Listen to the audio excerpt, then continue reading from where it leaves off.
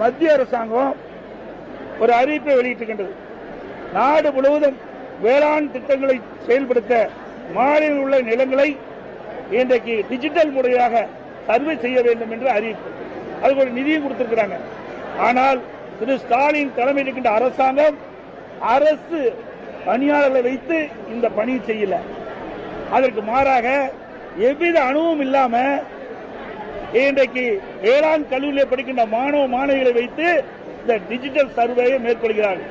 இப்படி அனுபவம் இல்லாம இந்த வேளாண் கல்லூரியில் படிக்கின்ற மாணவ மாணவிகளை வைத்து இந்த டிஜிட்டல் சர்வே எப்படி செய்ய முடியும்? இதற்கு மத்திய அரசு ஒரு நிதியும் கொடுக்கின்றது. ஆகவே இந்த விடியா திமுக அரசு இன்றைக்கு மாணவர்களை பயன்படுத்தி இந்த டிஜிட்டல் சர்வே மேற்கொள்வதை விட்டுவிட வேண்டும். ஏனென்றால் இந்த டிஜிட்டல் சர்வே